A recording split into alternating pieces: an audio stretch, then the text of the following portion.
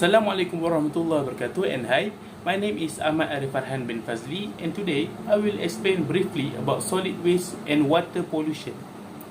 Malaysia, our country, has faces many environmental issues including water and solid waste pollution.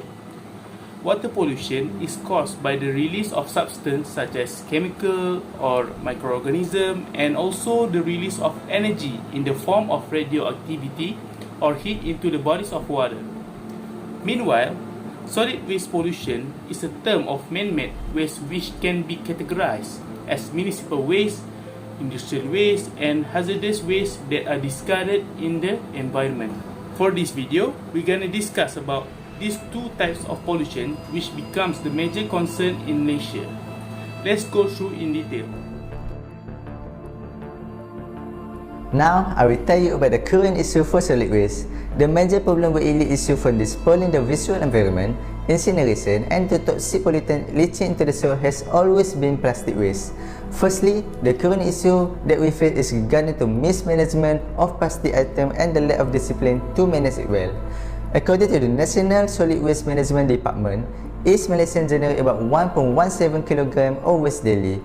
Approximately 90% of the waste goes to landfill, while only 10.5% is recycled. Secondly, did you know that Malaysian environment are fascinated from plastic debris?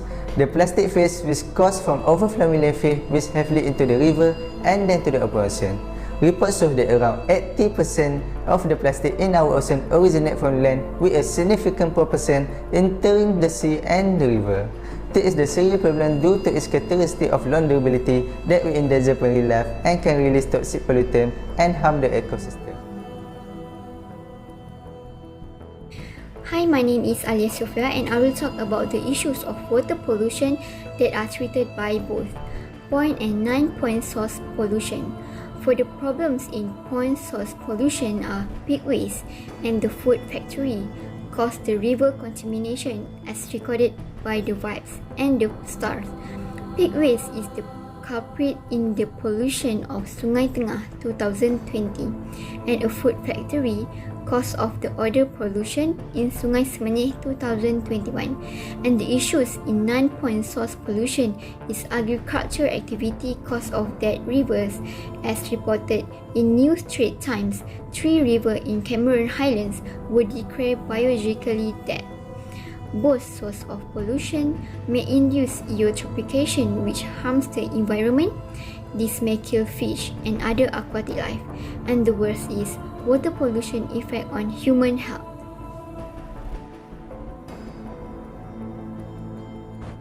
For infrequently encountered issues, the first one is high concentration of nutrients added to the bodies of water leads to excessive growth of algae. Nutrient pollution is the process where too many nutrients, mainly nitrogen and phosphorus, are added to bodies of water and can act like fertilizer, causing excessive growth of algae. Nutrients can run off of the land in urban areas where grass and garden fertilizers are used. Next is biodegradable matter released into water cause oxygen depletion. Oxygen depletion pollution is also one of the consequences of algal blooms where it consumes the oxygen supplies. Microorganisms that live in water feed on biodegradable substances. When too much biodegradable material is added to water, the number of microorganisms increases and uses up the available oxygen. Other than that, agriculture activities that apply to crop seep into the ground, which leads to contamination of the underwater rivers and waterbed. Agriculture is a key source of water pollution, especially for groundwater. Fertilizers and pesticides applied to crops can seep into the ground and contaminate the underwater rivers and waterbeds, thus compromising the quality of wells, boreholes, and other places from which groundwater is extracted for human use. Last but not least, Microbiological pollution in a rural area where water treatment system is not in place. Microbiological pollution is a naturally occurring form of water contamination. Microorganisms such as bacteria, protozoa, and viruses can infiltrate water supplies, causing diseases such as bilharzia and cholera. Humans are more susceptible to this kind of pollution in places where adequate water treatment systems are not yet in place. Hi, my name is FAKHRUL bin SHUHAIMI, and I would like to share some of the solutions to the encountered pollution issues.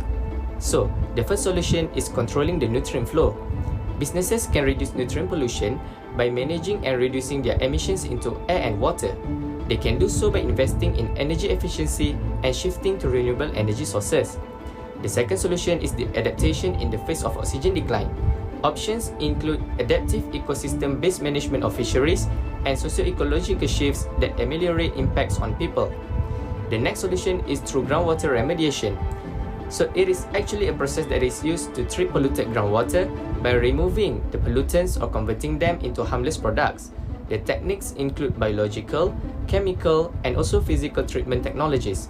And the final solution is to ensure animal waste runoff is properly collected, settled, and stored. This is because runoff carrying animal waste from barnyards, manure storage areas, dairy farms, and pastures is a significant source of microbial contamination.